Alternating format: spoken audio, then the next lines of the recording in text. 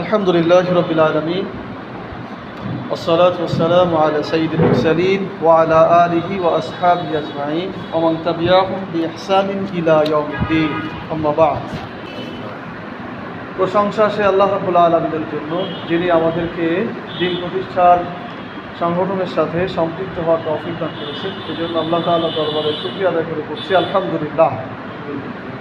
দরুদ প্রেরণ করছি মানবতার মুক্তির দূত রাহমাতুল লিল আলামিন, যিনি আমাদের আহ্বাস, যিনি আমাদের শিক্ষক, যিনি আমাদেরকে শিখিয়েছেন কীভাবে আল্লাহর জমিনে আল্লাহর দ্বীন বাস্তবায়ন করতে হবে। আমাদের প্রিয় নবী, প্রিয় রসুল হযরত মুহাম্মদের উপর আমরা সকলেই করছি সাল্লাল্লাহু আলাইহি ওয়াসাল্লাম। আল্লাহ তাআলার কাছে জান্নাতের উঁচু মাকাম কামনা করছি সেই সকল ভাই বোনদের জন্য যারা আল্লাহর দ্বীন প্রতিষ্ঠার জন্য তাদের সর্বোচ্চ সম্পদ জীবনকে উৎসর্গ করেছেন। আল্লাহ তাআলা তাদেরকে যেন জান্নাতুল ফিরদাউস দান করেন, বলেন আমিন। সম্মানিত উপস্থিতি, আজকের দার্সের আলোচ্য বিষয় সূরা হাদীদের 10 এবং 11 নম্বর আয়াত। আউযু বিল্লাহি মিনাশ শাইতানির রাজীম। বিসমিল্লাহির রহমানির রহিম। وما لكم ألا تنفقوا في سبيل الله وما لكم ألا تنفقوا في سبيل الله ولله ميراث السماوات والأرض لا يستوي منكم من أنفق من قبل الفتح وقاتل أولئك أعظم درجة من الذين أنفقوا من بعد وقاتلوا وكلا وعد الله الحسنى والله بما تعملون خبير من ذا الذي يقرض الله قرضا حسنا فيضاعفه له وله أجر كريم بارك الله لنا ولكم في القرآن العظيم। ইরশাদ হচ্ছে, আর তোমাদের কি হলো যে তোমরা আল্লাহর পথে খরচ করছো না, অথচ আকাশ এবং জমিনের মালিকানা আল্লাহ তাআলা। আর তোমাদের মধ্যে যে ব্যক্তি বিজয়ের পূর্বে আল্লাহর পথে অর্থ খরচ করেছে এবং যুদ্ধ করেছে তাদের মর্যাদা বেশি রয়েছে যারা বিজয়ের পরবর্তী সময়ে আল্লাহর পথে ব্যয় করবে এবং যুদ্ধ করবে। ওয়াকুল্লা ওয়াদাল্লাহুল হুসনা, ওয়াকুল্লা ওয়াদাল্লাহুল হুসনা, তবে আল্লাহ রাব্বুল আলামিন উভয়ের জন্যই কল্যাণের প্রতিশ্রুতি দিয়েছেন। আর নিশ্চয়ই আল্লাহ সুবহানাহু ওয়া তাআলা সকল বিষয়ে সংবাদ রাখেন। আর তোমাদের মধ্যে কে আছে এমন যে আল্লাহকে ঋণ প্রদান করবে, অতঃপর তিনি তা অনেক গুণে বৃদ্ধি করে দেবেন, আর তার জন্য রয়েছে সম্মানজনক পুরস্কার। সূরা হাদীদ আয়াত নম্বর 10-11। আমরা সরল অনুবাদ শুনলাম। এখন আমরা সংক্ষিপ্তভাবে সূরার নাম পরিচিতি বিষয়ে একটু জানবো। যেহেতু সময় অল্প, আমরা বিস্তারিত বলতে পারবো না। যে সূরার আয়াত আমরা তেলাওয়াত করেছি সূরার নাম হচ্ছে সূরাতুল হাদীদ, 57 নম্বর সূরা। সূরার আয়াত সংখ্যা হচ্ছে 29টি এবং রুকু সংখ্যা 4। সূরাটি মদিনায় অবস্থিত। এই সূরার বিশেষ একটি নামকরণের আয়াত রয়েছে, যেটা সাধারণত আমরা খুব বেশি আমরা শুধু ওই শব্দটার ক্ষেত্রেই নামকরণ করে থাকি। তবে এই আয়াতের পেছনে একটি মৌলিক বিষয় উজ্জ্বল আছে, সেটা আমরা একটু আলোচনা করার চেষ্টা করব। তো এই সূরার নামকরণ করা হয়েছে মূলত সূরা হাদীদের 25 নম্বর আয়াত থেকে। 25 নম্বর আয়াতে আল্লাহ সুবহানাহু ওয়া তাআলা বলছেন, ওয়া আনজালনাল হাদীদা ফীহি বা'সুন শাদীদ ওয়া মানাফিউ লিন-নাস। এই আয়াতের যে হাদীদ শব্দটি আছে, এই শব্দটি থেকে এই সূরার নামকরণ করা হয়েছে। হাদীদের অর্থ হচ্ছে লোহা। প্রশ্ন হলো, এই সূরার নাম কেন লোহা রাখা হলো? এত কিছু থাকতে নামকরণ রাখা হলো কি লোহা। লোহা তো একটা স্বাভাবিক বিষয়, ঠিক কি না বলেন? তাহলে এটা লোহা কেন রাখা হলো একটা সূরার নাম? আমরা যদি এই সূরার এই আয়াতটি পুরোপুরিভাবে পড়ি তাহলেই আমরা বুঝতে পারবো যে কেন এই সূরার নাম লোহা রাখা হবে। জি হ্যাঁ, সত্য সূরা। আচ্ছা ঠিক আছে, দেখা যাক আয়াত কি প্রমাণ করে। যে আয়াত থেকে এই সূরাটি নামকরণ করা হয়েছে সেই আয়াতে পরিপূর্ণভাবে আল্লাহ সুবহানাহু ওয়া তাআলা যেটা বলেছেন, অর্থাৎ পরিপূর্ণ আয়াত, লাকাদ আরসালনা রুসুলানা বিল বায়্যিনাত ওয়া আনজালনা মাআহুমুল কিতাব ওয়াল মিযান লিয়াকুমান নাস বিল কিসত ওয়া আনজালনাল হাদীদ ফীহি বা'সুন শাদীদ ওয়া মানাফিউ লিন-নাস ওয়া লিয়া'লামাল্লাহু মান ইয়ানসুরুহু ওয়া রাসূলুহু বিল গায়ব ইন্নাল্লাহা কাবিয়্যুন আযীজ। এটি হচ্ছে পুরো আয়াত। এই আয়াতের মধ্যে আনজালনা হাদীদ শব্দটি আছে, হাদীদ থেকে নামকরণ করা হয়েছে। এখন এই পুরো আয়াতের অর্থটা কি? অর্থ হচ্ছে আল্লাহ সুবহানাহু ওয়া তাআলা বলছেন, লাকাদ আরসালনা রুসুলানা, আমি আমার রসুলদেরকে প্রেরণ করেছি বিল বায়্যিনাত, স্পষ্ট দলিল দিই, ওয়া আনজালনা মাআহুমুল কিতাব, এবং তাদের সাথে দিয়েছি কিতাব, ওয়াল মিজান, এবং ন্যায় নীতি বা আইন। শুধু ন্যায় নীতি না, ন্যায় নীতি হচ্ছে নৈতিকতা, ন্যায় নীতি এবং আইন। লিয়াকুমান নাস বিল কিসত, যেন মানুষের মধ্যে ন্যায় বিচার প্রতিষ্ঠিত করতে পারে। তাহলে আইন না হলে তো ন্যায় বিচার প্রতিষ্ঠিত করতে পারবে না, তাই না? ওয়া আনজালনাল হাদীদ, এবং অবতীর্ণ করেছি লোহা। সেই লোহা কি? ফিহি, যার মধ্যে রয়েছে বা'সুন শাদীদ। বা'সুন শাদীদ মানে হচ্ছে রণশক্তি, মূলত যুদ্ধ শক্তি। এটি আরবের যে এই শব্দের আরবের যে অর্থ, আঞ্চলিক যে অর্থ, সেই অর্থ হচ্ছে বা'সুন শাদীদ মানে কোরআনে, আমাদের যে কোরআনগুলো আছে সেখানে উল্লেখ আছে শক্তি, তাই না? প্রচণ্ড শক্তি বা এরকম কিছু একটা, যেটাতে বোঝানো হয় যে লোহার মধ্যে অনেক শক্তি আছে। কিন্তু আসলে মৌলিক যে অর্থ, আরবি ডিকশনারি বা আরব দেশের যে অর্থ, সেটি হচ্ছে লোহার মধ্যে আছে কি? রণশক্তি। রণশক্তি মানে যুদ্ধ শক্তি, রাজশক্তি, যুদ্ধ শক্তি। ও মানাফিউ লিন-নাস, এবং এর মধ্যে রয়েছে মানুষের জন্য কল্যাণ। তাহলে লোহার মধ্যে দুইটা জিনিস আছে, একটা যুদ্ধ শক্তি আর একটা কি? রণশক্তি, মানুষের জন্য কল্যাণ। ওয়া লিয়া'লামাল্লাহু মান ইয়ানসুরুহু ওয়া রাসূলুহু বিল গায়ব। আল্লাহ তাআলা জানতে চান যে অদৃশ্য অবস্থায় যে আল্লাহ রয়েছেন, এরপরও কারা আল্লাহকে সাহায্য করে এবং কারা রসুলকে সাহায্য করে। নিশ্চয় আল্লাহ তাআলা শক্তিশালী এবং পরাক্রমশালী। এটি হচ্ছে সূরা হাদীদের নামকরণের আয়াত, 25 নম্বর আয়াত। এখানে আমরা যদি একটু বিশ্লেষণ করি তাহলে দেখা যাবে আল্লাহ তার রসুলদেরকে প্রেরণ করেছেন 4টি জিনিস দিয়ে। কয়টি জিনিস দিয়ে রসুলদেরকে প্রেরণ করেছেন? 4টি জিনিস দিয়ে। 1 নম্বর হচ্ছে দলিল, উনি যে রসুল এটা প্রমাণের জন্য দলিল দিয়েছেন। 2 নম্বর হচ্ছে তার সাথে কিতাব দিয়েছেন, হয় কাউকে কিতাব দিয়েছেন আর না হয় কাউকে পুরো কিতাবের অনুসারী করেছেন। ওয়াল মিজান দিয়েছেন, ন্যায় নীতি। আর দিয়েছেন কি? লোহা। 4টি জিনিস দিয়েছেন। একটা হচ্ছে সে যে নবী তার প্রমাণের জন্য, 2টা হচ্ছে মানুষকে আল্লাহর পথে ডাকার জন্য যে কিতাব লাগবে সেটার জন্য, 3 নম্বর হচ্ছে মানুষের মধ্যে, সমাজের মধ্যে ন্যায় নীতি প্রতিষ্ঠার জন্য। 4 নম্বরে লোহা দেওয়া হয়েছে কেন? তাফসিরে ইবনে কাসির সহ অন্যান্য তাফসির পড়ে দেখবেন, সেখানে স্পষ্ট লেখা আছে যারা এই 3 কাজে বাধা দেবে, আল্লাহর দাওয়াত দিতে, তাওহীদের দাওয়াত দিতে যারা বাধা দিবে, আল্লাহর জমিনে আল্লাহর দ্বীন প্রতিষ্ঠিত হতে যারা বাধা দিবে, ইসলাম প্রচারে যারা বাধা দিবে, এই লোহা দিয়ে যুদ্ধাস্ত্র তৈরি করে, রণ সামগ্রী তৈরি করে তাদের বিরুদ্ধে যুদ্ধ করা বা তাদেরকে আক্রমণ করার জন্য আল্লাহ তাআলা লোহা দিয়েছে। বোঝা গেছে? তো অনুবাদে কিন্তু শুধু শক্তি লেখা আছে। এটা আমাদের দেশের একটা শুভঙ্করের ফাঁকি। মৌলিক ওইখানে রণশক্তিটা লেখা নেই, যাতে মানুষের সেন্সটা বা মুসলিমের সেন্সটা ওইদিকে চলে না যায়। তাহলে মূলত নামকরণ কেন লোহা করা হলো? যে এই সূরা দিয়ে মূলত আসলে দরকার ছিল রণশক্তি, তাই না?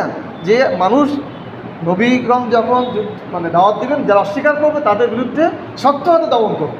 এটাই মূলত এই আয়াতের মৌলিক শিক্ষা। আপনারা বিস্তারিত জানার জন্য এই আয়াতের তাফসীর করলে আরও জানবেন ইনশাআল্লাহ। সময় কম তো, তাই আমরা সামনে গেলাম না। তাহলে মৌলিক কথা হলো আল্লাহ তাআলা 4টি জিনিস দিয়ে নবীদের, রসুলদের অবতীর্ণ করেন, এবং যারা এটাকে অস্বীকার করে তাদের বিরুদ্ধে যুদ্ধের জন্য বা তাদেরকে শাস্তি দেওয়ার জন্য আল্লাহ তাআলা লোহা অবতীর্ণ করেন। এবং শেষে যে শব্দটি আল্লাহ ব্যবহার করেছেন, ওয়া লিয়া'লামাল্লাহু মান ইয়ানসুরুহু ওয়া রাসূলুহু বিল গায়ব, আল্লাহ জানতে চান যে এই অস্ত্রশস্ত্র দিয়ে কারা আল্লাহকে সহযোগিতা করে, তোমরা আল্লাহ দ্বীন প্রতিষ্ঠার জন্য কারা প্রচেষ্টা চালায়। সম্মানিত উপস্থিতি, আমরা মূল আয়াতের ব্যাখ্যায় যাই। আমাদের যেখান থেকে আমরা পড়ছিলাম, আল্লাহ সুবহানাহু ওয়া তাআলা বলছেন ওমা লাকুম আল্লা তুনফিকু ফি সাবিলিল্লাহ, আর তোমাদের কি হলো, তোমরা আল্লাহর পথে কেন খরচ করছো না। এই অমা লাকুমের একটা ব্যাখ্যা আছে। সাধারণত অমা লাকুম এটা ব্যবহার করা হয় কোথায়, যেই কাজের ক্ষেত্রে মুসলিমরা আত্মভোলা হয়ে যায়, যেটাকে গুরুত্ব দেয় না, সেই কাজকে আরও বেশি উৎসাহিত করার জন্য আল্লাহ তাআলা ওই উৎসাহের পেছনে বা ওই নির্দেশের পেছনে অমা লাকুম শব্দটি ব্যবহার করে। যেমন সূরা নিসার ৭৫ নম্বর আয়াতে আছে অমা লাকুম লা তুকাতিলুনা ফি সাবিলিল্লাহ ওয়াল মুস্তাদআফিনা মিনার রিজাল ওয়ান নিসাই ওয়াল বিলদান আল্লাযীনা ইয়াকুলুনা রব্বানা আখরিজনা মিন হাযিহিল ক্বরিয়াতি যালিমি আহলুহা ওয়াজআল লানা মিন লাদুনকা ওয়ালিয়্যা ওয়াজআল লানা মিন লাদুনকা নাসীরা। অর্থাৎ আল্লাহ বলছেন তোমাদের কি হলো, তোমরা কেন ওমা লাকুম লা তুকাতিলুনা ফি সাবিলিল্লাহ, আল্লাহর পথে কেন যুদ্ধ করো না। অথচ একদল দুর্বল নারী পুরুষ যারা ইমানদার বলছে যে আল্লাহ তাআলা আমাদেরকে এই জনপদ থেকে বের করে নিয়ে যান, যেখানে অধিবাসীরা জানে না, আর যদি সেটা না হয় আমাদের জন্য উত্তম একজন সাহায্যকারী পাঠিয়ে দিন। তাহলে এই যে জিহাদকে সংগ্রামকে যখন মুসলিমরা একটু ভুলে যায়, তো তাদেরকে উৎসাহ দেওয়ার জন্য ওমা লাকুম শব্দ ব্যবহার করা হচ্ছে। ঠিক একইভাবে যখন মুসলিমরা আল্লাহর পথে ফি সাবিলিল্লাহর পথে অর্থ খরচ করতে একটু গড়িবেশি করে, তখন এই ওমা লাকুম শব্দ ব্যবহার করা হচ্ছে। তোমাদের কি হলো যে তোমরা আল্লাহর পথে অর্থ খরচ করো না। ইনফাক ফি সাবিলিল্লাহ আমরা অনেক পড়েছি, তাই না। ফি সাবিলিল্লাহর অর্থ হচ্ছে আল্লাহর পথ, যেই পথে চললে বা কাজ করলে আল্লাহর দ্বীন প্রতিষ্ঠিত হয়, সেটা কি ফি সাবিলিল্লাহ। মানে যেই কার্যক্রমে আল্লাহর আইন প্রতিষ্ঠিত হবে সেটাই কি ফি সাবিলিল্লাহ, সেই পথে আল্লাহ তাআলা অর্থ খরচ করতে বলেছেন। এরপর আল্লাহ বলেছেন যারা তোমরা অর্থ খরচ করতে ভয় পাও, ওয়ালিল্লাহি মিরাসুস সামাওয়াতি ওয়াল আরদ, তারা জেনে রাখো আকাশমণ্ডলী এবং জমিনের মালিকানা আল্লাহ। অর্থাৎ তুমি যদি আল্লাহকে দাও, আল্লাহর পথে খরচ করো, তাহলে আকাশের মালিক আল্লাহ আর জমিনের মালিকও আল্লাহ, তিনি তোমাকে অনেক বেশি দিয়ে দেবেন, সুতরাং চিন্তার কোনো কারণ নেই। আল্লাহ বলছেন ইয়াবসুতু রিজকা লিমান ইয়াশা, আল্লাহ যাকে ইচ্ছা তাকে অনেক বেশি দিয়ে দিবেন। তো এভাবে আল্লাহ তাআলা উৎসাহিত করেছেন যে তোমরা আমার পথে অর্থ ব্যয় করো। এরপর আল্লাহ বলছেন লা ইয়াস্তাবি মিনকুম মান আনফাকা মিন ক্বাবলিল ফাতহি ওয়া ক্বাতাল উলাইকা আ'যামু দারাজাতাম মিনাল্লাযিনা আনফাকু মিন বা'দ ওয়া ক্বাতাল। এখানে আরেক প্রকার উৎসাহ দেওয়া হয়েছে, সেটি হলো আল্লাহ বলছেন যারা ইসলাম বিজয়ের পূর্বে অর্থ খরচ করবে এবং যুদ্ধ করবে বা করে, আর যারা ইসলাম বিজয়ের পরে করে, তাদের দুজনের মর্যাদা সমান নয়। কারণ কি, কারণ পূর্বে কঠিন পরিস্থিতির মধ্যে যুদ্ধ করতে হয়, দিনের কাজ করতে হয়, কঠিন পরিস্থিতিতে অর্থ ব্যয় করতে হয়, অর্থনৈতিক সঙ্গতি ভালো থাকে না, তারপরেও দিতে হয়। এই জন্য পূর্বে যারা দিয়েছে তাদের সাথে পরবর্তীতে যারা দেবে তাদের মর্যাদা সমান হবে না। এই আয়াতটি হযরত আব্দুর রহমান ইবনে আউফ রাদিয়াল্লাহু তাআলা আনহু এবং খালিদ ইবনে ওয়ালিদ রাদিয়াল্লাহু তাআলা আনহুকে কেন্দ্র করে অবতীর্ণ হয়েছিল। তো আব্দুর রহমান ইবনে আউফ রাদিয়াল্লাহু তাআলা আনহু এবং খালিদ রাদিয়াল্লাহু তাআলার মধ্যে কোনো একটা বিষয়কে বিতর্ক হচ্ছিল, কিছু কথা হচ্ছিল, বিতর্ক শব্দ আমরা ব্যবহার নাই করলাম, কোনো বিষয়ে কথা হচ্ছিল। তো খালিদ ইবনে ওয়ালিদ রাদিয়াল্লাহু তাআলা মূলত হুদায়বিয়া সন্ধির পরে যে ইসলাম গ্রহণ করেছেন, তো উনি আব্দুর রহমান ইবনে আউফ রাদিয়াল্লাহু তাআলাকে বললেন যে আপনারা কি এর জন্য গর্ববোধ করছেন যে আপনারা বিজয়ের আগে ইসলাম গ্রহণ করেছেন। তো এই কথা যখন, এই ধরনের কথা বলা বলি যখন রসুলের কানে গেল, তো রসুল সাল্লাল্লাহু আলাইহি ওয়াসাল্লাম বললেন যে আমার সাহাবাদের ব্যাপারে আমার উপরে ছেড়ে দাও, তোমরা যদি উহুদ পাহাড় স্বর্ণ আল্লাহর পথে ব্যয় করো, তাহলে আমার সাহাবীরা যে 3 পোয়া খাদ্যদ্রব্য ব্যয় করেছে এটা সমানও হবে না, কারণ তারা কঠিন পরিস্থিতিতে দান করেছে। এখানে আমাদের একটি শিক্ষা আছে, আমরা এখন যারা দিন বিজয়ের জন্য প্রচেষ্টা চালাচ্ছি, আসলে কি আমাদের দেশে দিন বিজয়ী অবস্থায় আছে? শুধু নামাজ কালাম হজ যাকাত থাকলেই সেখানে দিন বিজয়ী অবস্থায় থাকে না, পৃথিবীর কোনো জায়গায় থাকবে না। যদি কোথাও আল্লাহর আইন প্রতিষ্ঠিত থাকে, কোরআনে যে আইন দিয়েছেন আল্লাহ তাআলা সেটা দিয়ে যদি রাষ্ট্র পরিচালিত হয়, তারপরেই না হয় সেখানে দিন বিজয়ী অবস্থায় আছে। তা আমাদের দেশের বিজয়ী অবস্থায় নেই। কাজে এই যে আমরা এখন যারা খরচ করব, এটার সাথে যদি আমরা মিলাই, তাহলে আমরা কিন্তু বিজয়ের পূর্বেই খরচ করব। তাহলে আমাদের কপাল ভালো না খারাপ? বলেন না সুবহান। আমি তো সময় নেই বলে উৎসাহ দিতে পারতেছি না, আমাদের শেষ করতে হবে সেই জন্য। জি, তো আমরা সেই অবস্থার মধ্যে আছি যে বিজয় এখনও আসে নাই। কাজে আমরা এখন যা পারি, যতটুকু পারি, ওই 3 পোয়া সমানও যদি ব্যয় করি, তবুও আমাদের মর্যাদা পরবর্তীদের থেকেও অনেক বেশি হবে। আল্লাহ তাআলা আমাদেরকে এই ভাগ্য অর্জন করা তৌফিক দান করুন, বলে না আমিন। জি, তারপর আল্লাহ বলছেন ওই পরে যারা দিবে তারা একবার হতাশ না, ওয়াকুল্লাহ ওয়াদাল্লাহুল হুসনা, উভয়ের জন্যই কি রয়েছে? কল্যাণ রয়েছে, উভয়ের জন্যই কল্যাণ রয়েছে। পরে যারা দিবে তাদের জন্য কল্যাণ আছে। আল্লাহু বিমা তা'মালুনা খাবীর, আর তোমরা যে যা করো সে বিষয়ে আল্লাহ তাআলা খবর রাখে। 11 নম্বর আয়াতে আল্লাহ সুবহানাহু ওয়া তাআলা বলছেন মান যাল্লাযী ইউকরিদুল্লাহ কারদান হাসানা ফায়ুদাইফু লাহু ওয়া লাহু আজরুন কারীম। তোমাদের মধ্যে কে আছে এমন যে আল্লাহকে কর্জে হাসানা দেবে, উত্তম ঋণ দিবে, যেটা আল্লাহ তাআলা গ্রহণ করে আরো অনেক গুণে ফেরত দিয়ে দিবেন। ফায়ুদাইফু লাহু, অনেক বেশি বৃদ্ধি করে দিবেন। ওয়া লাহু আজরুন কারীম, শুধু বৃদ্ধি করে দিবেন তাই নয়, ওয়া লাহু আজরুন কারীম, তার জন্য রয়েছে অনেক সম্মানজনক পুরস্কার। তো সেটার পরিমাণ কেমন? আল্লাহ সুবহানাহু ওয়া তাআলা সূরা বাকারা 261 নম্বর আয়াতে বলছেন মাসালুল লাযিনা ইউনফিকুনা আমওয়ালাহুম ফি সাবিলিল্লাহ কামাসালিন হাব্বা আনবাতাত সাবআ সানাবিল ফি কুল্লি সুমবুলাতিন মিয়াত হাব্বা আল্লাহু ইউদাইফু লিমান ইয়াশা আল্লাহু ওয়াসিউন আলিম। আল্লাহ বলছেন যারা আল্লাহর পথে একটা মানে অর্থ ব্যয় করে তাদের উপমা কামাসালি হাব্বা, একটা বীজ, সেটা কি করে? আনবাতাত সাবআ সানাবিল, সেটা আবার উৎপাদন করে 7টি শীষ, ফিকুল্লি সুম্বালাতে মিয়াদি হাব্বা, এবং প্রত্যেক শীষে 100টা করে আবার দানা জন্ম দেয়। তার মানে একটা থেকে কত হয়? 700টা। এরপর আল্লাহ বলছে শুধু এ পর্যন্তই শেষ না, আল্লাহু ইউদাইফু লিমান ইয়াশা, আল্লাহ আরও ইচ্ছা করে বৃদ্ধি করে দিতে পারে। আল্লাহু ওয়াসিউন আলিম, আল্লাহ হচ্ছে প্রাচুর্যময়, তার কাছে কোনো কিছুর কি নেই, শেষ নেই। কাজে তোমরা দিলে আরও অনেক বেশি পাবা। সূরা বাকারা আয়াত নম্বর 261। সম্মানিত হাজিরিন, এই আয়াত সম্পর্কিত একটা হাদিস রয়েছে, সেটি হচ্ছে হযরত আবু দাহদা রাদিয়াল্লাহু তাআলা আনহু, ওনার সামনে যখন বা ওনার সাহাবীদের সামনে যখন এই আয়াতটি রাসূল সাল্লাল্লাহু আলাইহি ওয়াসাল্লাম তিলাওয়াত করে শোনালেন, তখন আবু দাহদা রাদিয়াল্লাহু তাআলা আনহু রাসূলের কাছে এসে বললেন, ওনার হাত টেনে নিয়ে বললেন যে আল্লাহ রাসূল, আল্লাহ কি আমাদের কাছে সত্যি কর্জ চাচ্ছেন? মানে ওনার কাছে একটু বিস্ময় লেগেছে। লাহু মা ফিস সামাওয়াতি ওয়াল আরদ, যার ব্যাপারে বলা আছে লিল্লাহি মা ফিস সামাওয়াতি ওয়াল আরদ, যিনি আকাশ এবং জমিনের মালিক, সমুদ্রের মালিক, স্বর্ণ রত্ন যত খনির মালিক, তিনি আবার আমাদের কাছে মানুষের কাছে কি করতে চাইবেন? বিস্ময় প্রকাশ করেছেন। তখন উনি বলেছেন হ্যাঁ, আল্লাহ তাআলা কর্জ চেয়েছেন আল্লাহ দ্বীনের জন্য। তখন আবু দাহদা রাদিয়াল্লাহু তাআলা বললেন, আল্লাহ রাসূল, আপনাকে সাক্ষী রেখে আমার একটি খেজুর বাগান আছে, যে এই বাগানের মধ্যে 600 খেজুর গাছ আছে এবং সেখানে আমার একটা বাড়ি আছে, আমি আপনাকে সাক্ষী রেখে আমার ওই 600 খেজুর গাছ সহ যে বাগান আল্লাহ রাস্তায় আমি দান করে দিলাম। বলেন না সুবহানাল্লাহ। উনি ওনার বাগানে চলে গেলেন, বাগানে ওনার স্ত্রী সন্তানরা থাকতো, বাগানে ঢুকলেনও না। উনি বাইরে থেকে বললেন যে ঘর থেকে বের হয়ে আসো, বাগান থেকে চলে আসো। ওনার স্ত্রী প্রশ্ন করলেন কেন? উনি বললেন যে আমি বাগান বিক্রি করে দিয়েছি। কিসের বিনিময়ে? আবু দাহদা রাদিয়াল্লাহু তাআলা বললেন জান্নাতের বিনিময়ে, বাবা জান্নাতের একটি গাছের বিনিময়ে। তখন ওনার স্ত্রী বললেন যে আপনি উত্তম ব্যবসা করেছেন। সুবহানাল্লাহ, বিরাট কথা। কিন্তু স্ত্রীর চরিত্রটাও কেমন! উনি একবারও প্রশ্ন করেন যে আমরা কোথায় থাকবো, কি খাবো, কি করবো, কিচ্ছু বলেননি।